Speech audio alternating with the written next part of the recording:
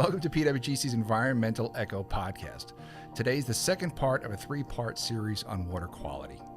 In this episode, we'll be discussing stormwater management, and among the items we'll be discussing will be pollutants, stormwater management design, and treatment.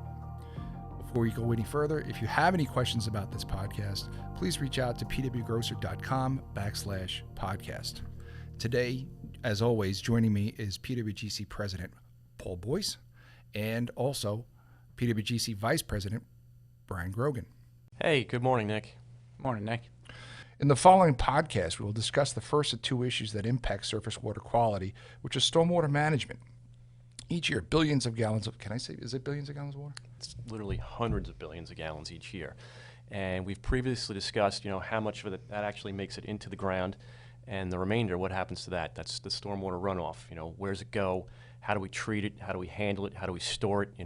Management of it, it's a critical, as we said, precious resource. You can start with, say, like the MS4, those grates you run over with your bike or your car that you absolutely hate. Well, that's where the first place that we capture, some of this runoff, as opposed to like a roof or down a gutter. But if you take that surface runoff, where does it go from there? Right. People, it's out of sight, out of mind. A lot of people don't think about it. What happens to it? For starters, once it goes into that collection system, that point of entry, like a drain or a catch basin, it could then go to numerous places. It could go to a dry well. It could go to a recharge basin. It could go directly to a surface water body. All these have different impacts as to, where it lands and how it's handled. Can you give an example of how stormwater is or can negatively impact the region's surface waters?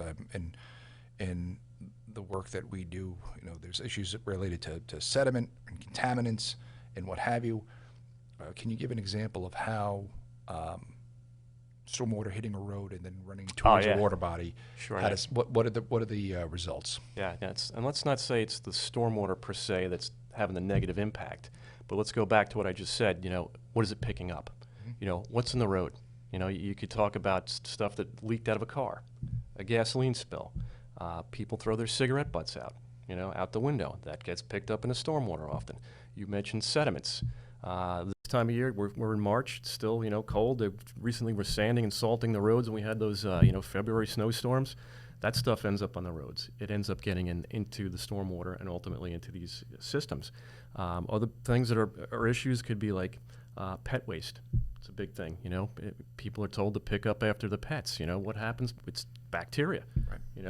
Rainfall hits that. It's in the street. Ends up going into a drain. Goes out to the bay. All these wonderful issues that we have to deal with. There's other stuff, that can be picked up as pollutants. Fertilizers, runoff, we're dealing with this quite a bit.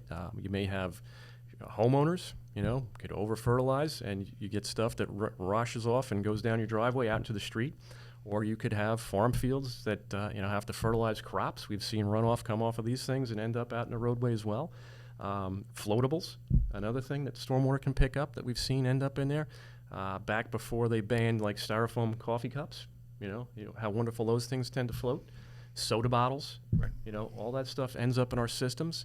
I mentioned the oils and greases, the hydraulic fluids, anything that can leak off a car on a parking lot or in the road or in a driveway that can end up getting, mixing up with the stormwater and end up going out to entering the system through an inlet, Other things are soaps and surfactants, I love to wash my car in the summer, right? Let's not say I love it, but I do it. Right. And, I often watch the stuff. I've got a sloped driveway, and I just watch the soap suds go down my driveway, out into the street, and then up in front of my neighbor's house, right? And then he walks his dogs through it. But ultimately, that stuff's flowing to a storm drain, right? Where's that go? Where I live, it goes out to the bay eventually, So these are things that people have to be cognizant of what's happening once the stuff gets out into the environment. And what can we do about it? As I've said previously, prevention. Does that mean I'm going to stop washing my car or my truck? Right. That's tough. Or go to a dedicated car wash facility where they have places where they capture every not every drop, but everything that's coming off the machine when they're washing your car, right. And they're responsible for treating it.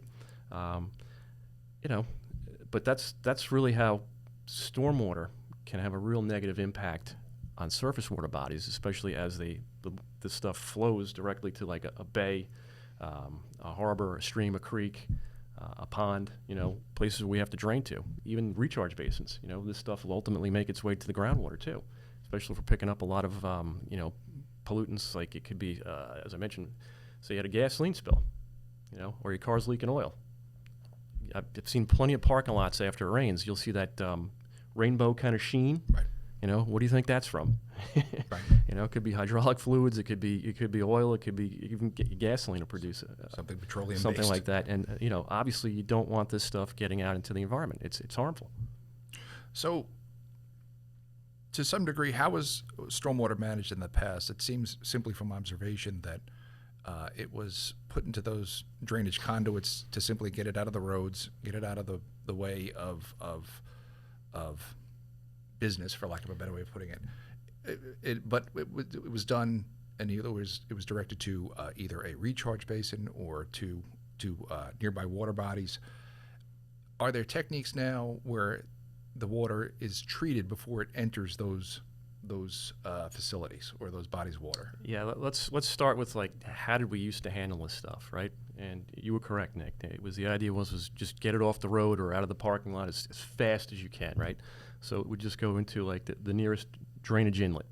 And what type of treatment did we have there? Maybe we'd have a sump on that inlet where if you did have a lot of solids, whether it was sands or silts or pebbles or something like that would sink out and settle in there. Sometimes it would capture some of the organic matter, whether it was grass clippings or leaves.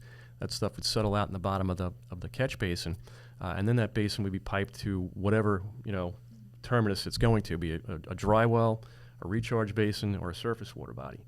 So not a whole lot of treatment. It would try to knock out that first flush of sediments, and those things do need to be maintained. Just walk around your neighborhood, and oftentimes you'll see storm drains that look clogged. Why is that? Because exactly what I just said, all that stuff got in there and filled them up, So it's a maintenance issue that has to be addressed. It's not something you can just, do it once and never come back to it. But the second part of the question is as we've advanced and realized that these can be issues, what's being done about it now? Certainly a lot more. As I mentioned, I live down by the bay in a township on the south shore of Long Island, and they do have some what we call best management practices in place, BMPs. All right, and these could be some sort of filter. I've seen they've got these filter medias that will absorb out stuff like some of the petroleum products that I mentioned, the oils, the greases, maybe some of the gasoline or the BTEX compounds. They've also got solid separators, not just a trap or a sump in the bottom of a catch basin, but they'll be like these sort of a vortex type of thing where it's hydraulically operated. Once the water enters there and it picks up a certain flow, it starts to spin around and it'll start to, almost like a centrifugal force type of thing. It'll knock the solids out that way. They also have the devices will also remove like the floatables that we talked about. Stuff you get the cigarette butts, the plastic soda bottle or the Poland Spring or whatever ended up falling out of someone's back of someone's truck and ended up in the road. So you have stuff like that. And then there's also what I talked about with the pet waste. That's a big problem. People don't pick up after their pets and stuff ends up getting out there. You guys heard of like the fecal coliforms, the E. coli type stuff, the bacteria.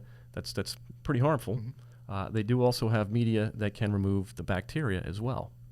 So again, but it's filtration. And if we go back to what I said about the old stuff where you have to maintain it, same thing with this new stuff. It doesn't take care of itself. It does require routine or in some cases even frequent maintenance. Okay. And is there anything in the stormwater that's actually falling in the rain? I would remember in the past there were just, you'd hear stories of acid rain and what have you, and pollutants from the Midwest migrating to the East Coast and dropping in the form of rain. Is that still something that's relevant? Of course, yeah. Even if you just look at the pH of the ground, average pH of groundwater on Long Island is less than 7, which is in the acidic range. It's somewhere usually between 5 and 6 in some areas. It gets pretty low. You mentioned the acid rain, though. Yeah, how does that happen? That's from like industrial pollutants that get up in the atmosphere. You guys can picture those big, tall smokestacks with a big billowing plume coming out of the top. What are they putting into the atmosphere? And eventually that mixes with, say, the clouds, and it forms precipitation. It makes its way to the earth. You mentioned acid rain. That's, sulfuric acid, essentially. So you got like sulfides or sulfates getting up into the atmosphere. And, just think of everything that, your own home. You got an oil burner, you're burning fuel, you're driving a car, you got exhaust there. Where's all that stuff going? It's going into the atmosphere. Well, as we talked in our previous podcast, where does the water that recharges the aquifers on Long Island come from? Right. The atmosphere, right? So yeah, that can pick that up.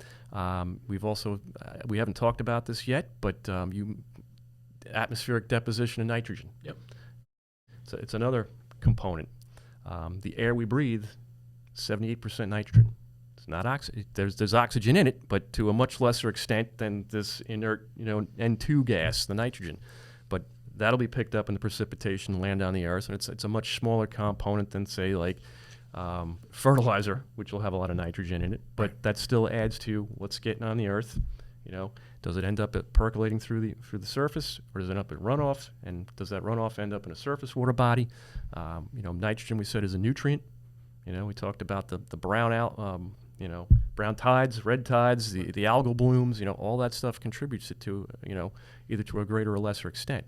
So yeah, absolutely, you can have pollutants getting into the rain via the atmosphere. Okay. Do those pollutants, are they removed naturally during the percolation process as the rain hits the ground and migrates towards the groundwater? Well, it's going to depend on a lot of things. All right. If say you have the acid rain, you've got a very low pH. How do you deal with that? You generally, there's a few ways we can deal with it, but one is with the sulfuric acid type stuff, acid neutralization. Here in Long Island, we don't have hard water. All right, so that hardness factor, calcium, would be something to neutralize it. So here in Long Island, as I said, we've got a low pH, so you're not really seeing a lot of that. The nitrogen deposition we just talked about, as that enters, nitrogen's pretty conservative. It's really tough to break it down, but it can happen. But to a large extent, it's going to make it to the surface water or even to the groundwater. So it's once that stuff's in the rainfall, it's very difficult to get it out. And most of the systems that I mentioned before are not there to treat that type of pollutant. It was more for like solids removal, the oils and greases, bacteria. I keep saying the floatables, but that's just the trash and debris that gets left on the street or ends up in the street and ends up going into a storm drain inlet. Okay. Now we're going to be discussing the nitrogen issue in depth in our upcoming podcast, but in regard to what you said before about there being nitrogen within the stormwater, rainwater, to what degree does that contribute to Long Island's nitrogen issue? It's going to contribute to a lesser extent than, as I said, some other bigger topics which we'll touch on later, which would be wastewater, fertilizers, and other sources. It's a smaller percent than the others, but it does contribute. It's definitely less than 5-10% of what normally makes up our nitrogen issues here. Big time, it's wastewater and fertilizers are the two biggest components. Understood. Now, there are emerging methods to treating stormwater runoff, stormwater management, what have you, known as green infrastructure. And I know that we have been involved in multiple projects in developing and implementing such means of treatment. These include bioswales or green roofs or porous pavements or what have you. Can you briefly explain these applications and the environmental benefit and what they can and cannot do? Oh, absolutely. Nick, as you know from working at PWGC, we have been involved with some green roofs. We've also been involved with the bioswales and rain gardens. These are all, sort of organic or natural type of means to handle stormwater and even treat some of the pollutants. We could start with, take a rain garden, New York City, I love what they're doing in New York City. I don't know if everyone loves what they're doing, but in this application, they're actually building these little rain gardens in between, say, the sidewalk and the road.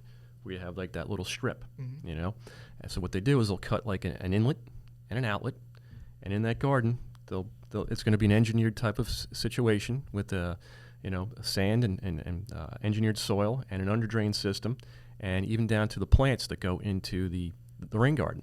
They'll be very specific to sort of native plants, but that will also have an uptake of the water and some of the nutrients and everything else.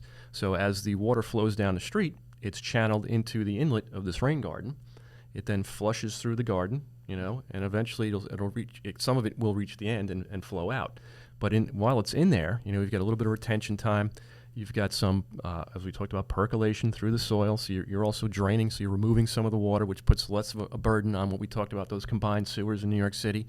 And the plants are uptaking some of the nutrients, some of the soil's absorbing some of it out, whether it's some of the pollutants. So you are getting some removal. You're getting some storage, and you're also taking some of the burden off the sewer. And that's with the rain garden. And again, nothing is maintenance free. As stuff ends up flowing into these things, you may get some silts. You may get some, as we talked about, some of the garbage and whatnot that gets in there and can tend to slow things down and really affect the performance of these things. So they do need to be maintained. The plantings, sometimes they tend to overgrow, but you got to be careful with what you put in there. And like I said, in New York City, not only do they have this functional aspect, but they have a nice aesthetic. It adds to the greening of the city. So I wholly support that, what they're doing. I love it. It's not overly complicated. As I said, there is some engineering involved in terms of the selection of the soils and the materials and how deep to make things and whatnot, and how to size them. You got to look at your sort of your watershed area, what's going past. These things can probably treat a good size one, a couple thousand gallons for a single storm event. But how much water is flowing down a street in, say, Brooklyn? There could be quite a bit during a heavy storm. So you're not going to get every drop, but it's going to help. And if you put a couple of them in series down the block, you really can have an impact. Another thing you mentioned was the green roofs. That's a really interesting concept. We've been involved with one project that was at the Queens Botanical Garden, obviously in Queens. No surprise there. But my favorite green roof in the whole city is the Jacob Javits Center. You guys have all seen how large a facility that place is. Right? It's enormous. It's like an entire city block and then some. If you've been inside, you get lost for days in there. So it's got a pretty big roof.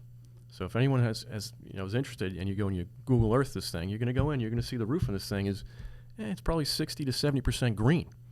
All right. So what did they do up there? And what they're doing in some other buildings in the city and out here in Long Island, in some instances, they're engineering these roofs to have grasses and plants and habitat area for birds. They've even got beehives up on the Javits Center.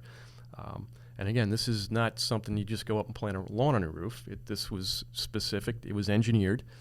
There's a lot of things to consider when you do a green roof. You can't just, like I said, go up to your gable roof with your asphalt shingles here on Long Island and decide, I'm going to turn it into a sod. It doesn't work that way. Number one, there's structural concerns. You're going to be putting a load up there. It's going to be an engineered soil again. And in that engineered soil, you're going to have, root barriers, water membranes, drainage mats. There's even water retention layers, and what happens if you get a drought? You're still going to need irrigation up there to keep things alive, So it's just fascinating. And it also comes down to the types of plants you can put up there. You're not going to see palm trees in New York City. That's not the type of climate. Probably not going to see oak trees or big, conifers or anything like that. But what they've put up there, and it's, it looks like these planted fields. It's kind of grassy, kind of, little shrubby type things. Very interesting.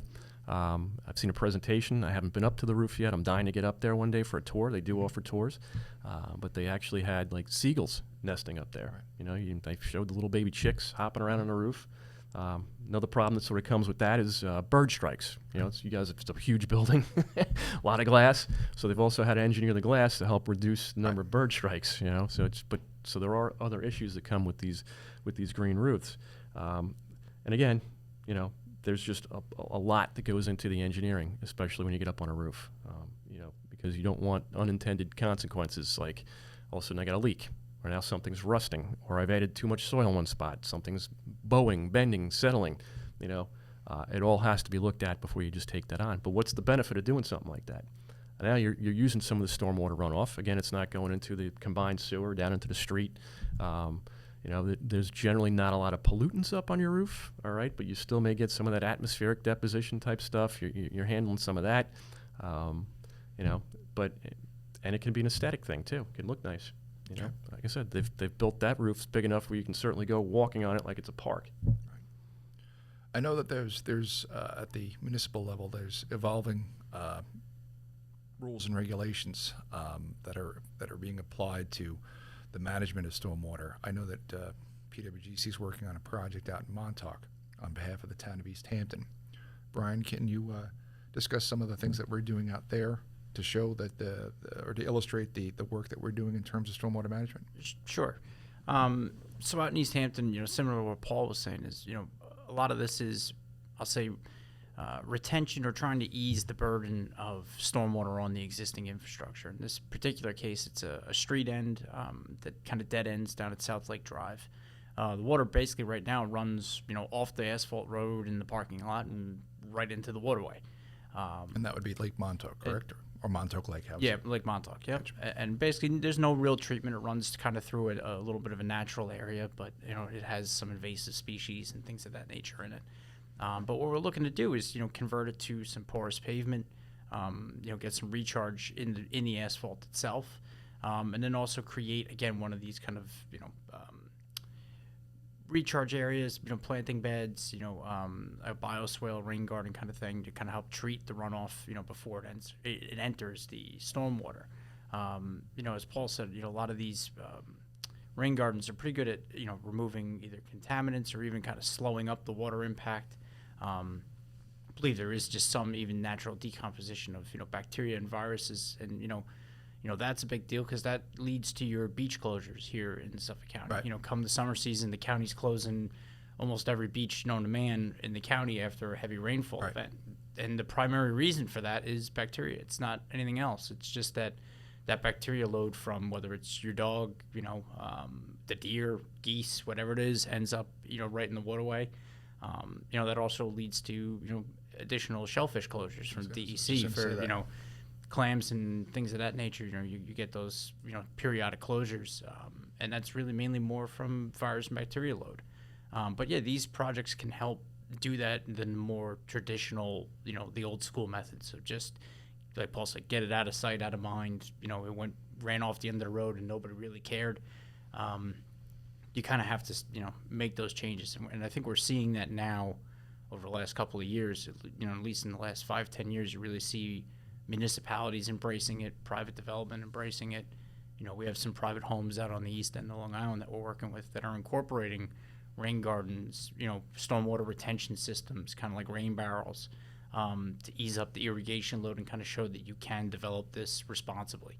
Are these efforts, or have we seen in these efforts, improvement in surface water quality, or at least a halt in the decline based on these new efforts to manage stormwater on the island? Yeah, I want to say I think you can. You know, we're starting to see it. You know, I think, you know, we've said it took us, you know, 40, 50 years to get into the situation we're in right now.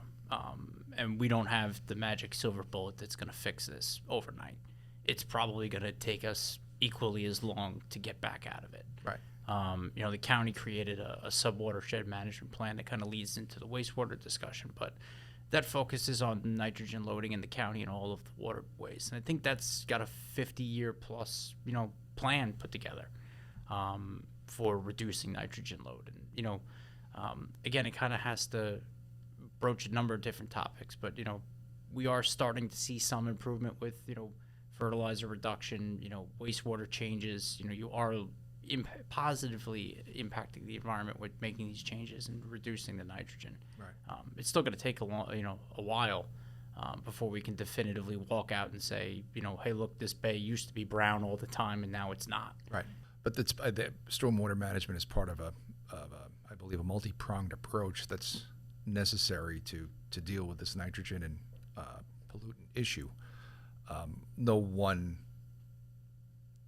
avenue, whether it's stormwater or wastewater or what have you, management is going to bring the solution that everybody is searching for. Yeah, you're right. No, it's definitely a multi-pronged effort. You're going to need to kind of tackle this on all avenues and all fronts to really, you know, you can't just focus on one and say, okay, we're going to solve the wastewater problem and that's going to fix everything. Right. because and the county's plan actually went down into each one of these individual water bodies, something like almost 200 water bodies in the county. Well, it's both counties, correct? Because now It was channeling, correct. it's Correct. wastewater. Well, we'll get into that into the next discussion. But yeah, I mean, and it's different in each area of the island. In some areas, it's wastewater dependent, where that is the largest piece. But then when you get out to the eastern end, where it's more farm fields, it's stormwater or nitrogen and runoff are your biggest concerns. So then it's what you need to implement are a little bit different in those areas. Another issue that's plaguing many of Long Island's freshwater bodies is the invasion of invasive aquatic plant life. Many of our lakes and ponds, as you drive past them, especially in the warmer months of the year, take on a new look, and rather than being a water body, they almost look like they need a shave. And at PWGC, we have dealt with several of these water bodies in terms of finding solutions to return them to their former glory, one in particular being Canaan Lake in Patchogue. Paul, can you chime in as to what contributes to this issue Sure, I'd love to, Nick. and how we solve this issue? Yep. Number one, you said invasive species. What does that mean? These are non-native aquatic plants. We're not talking about, wildlife at this point, but, plants that get into these water bodies. And the question is, well, how did they get there? Where'd they come from? There's a lot of different theories. You may have seen some things happen yourself. It's like the fan milfoil and the fanwort, these plants that you can even have in your home fish tanks. Right. People decide to get rid of some tropical fish or some fish, and they dump the whole tank, and out it goes, and it gets in there. That's one way. Other ways it comes in it could come in on waterfowl. It's caught up in the feet of the birds or on the wings or whatever, and it ends up getting transported that way. Other ways is it comes in on, say, somebody's fishing equipment. They fished in a lake upstate. Now they're coming down to fish on Long Island. They've got a little piece, ends up that way, or on the bottom of a boat, or in the bilge of a boat. Or however, there's many different ways it can come from outside our ecosystem and end up here. And when it gets in, it's invasive, and they flourish. And part of the problem that contributes to their, how robust these things end up being is you go back to the stormwater. We talked about the nutrients. A lot of these invasive species also do not like, hard sand bottoms. So what happens is over time is you get muck building up in the bottom of a lake, whether it's from decaying organic matter, stuff coming off from the roads with the silts and the leaves. Stormwater runoff. Or you could have a lot of geese in there swimming around, doing their business, and you get the geese poop after decades filling up in there. And these invasive species love that mucky stuff. And as you mentioned, they can get so prolific, it looks like you could almost walk on water. It looks like a lawn almost, as opposed to, a pond or a lake that people used to go and fish and swim and kayak and boat on. Right. It just becomes prohibitive. You can't do any of that stuff. You can't throw a lure out there anymore and expect to get it back. You paddle a kayak, you're going to get tangled up. Swimming, forget it. So these things are a huge problem from the functionality of the lake as well as to the aesthetics. And then it chokes out other things, the fish that you wanted to go catch, But how do you deal with this stuff? It's difficult.